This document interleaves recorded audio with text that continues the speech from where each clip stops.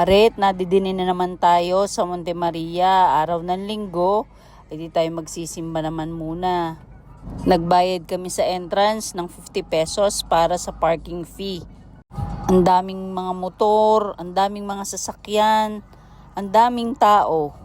Hindi ko na-expect na ganito kadami ang tao kapag linggo. Ngayon talaga simula nagkaroon ng glass walk, dumami lalo ang tao dito. Malapit lamang sa amin ang Monte Maria.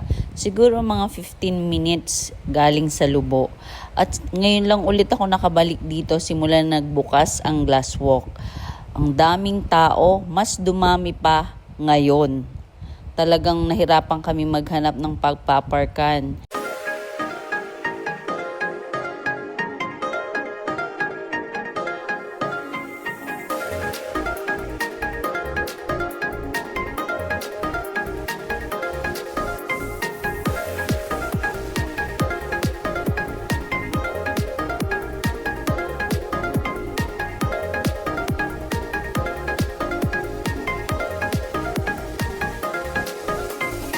Sa labas lang kami nakinig ng misa dahil sa dami ng tao, hindi na kami pumasok.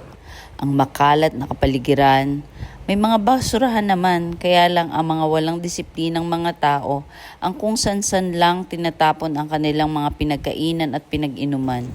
Mas gusto pa yata nila na magkaroon pa ng multa bago sila sumunod. Sa mga bumibisita, dalhin nyo na po sana pauwi ang inyong mga basura at kalat. Nawawala ang ganda ng lugar dahil sa dami ng kalat. Tumawag sa akin ng pansin ang napakaraming tao sa glasswalk. Kaya nagdesisyon kami na wag na lang umakyat at sa ibang araw na lamang kami babalik para makapag-vlog. Oh no! Oh, no. Hulog sila sa dagat. Dami naman doon. Baba? Ang takot-takot. Takot-takot. Hello!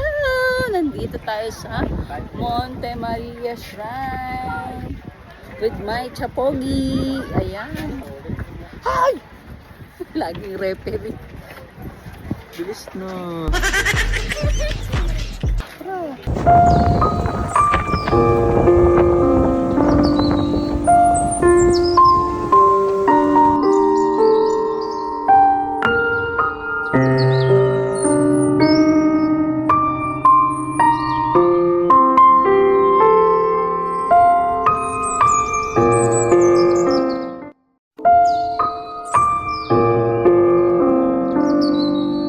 Ay siya, papaano, uuwi na ho kami. Salamat po sa panonood. Kay naipasyal ko na naman. Sana po sa mga paparini, dalhin nyo na uli pa uwi ang inyong mga basura. Maraming salamat po.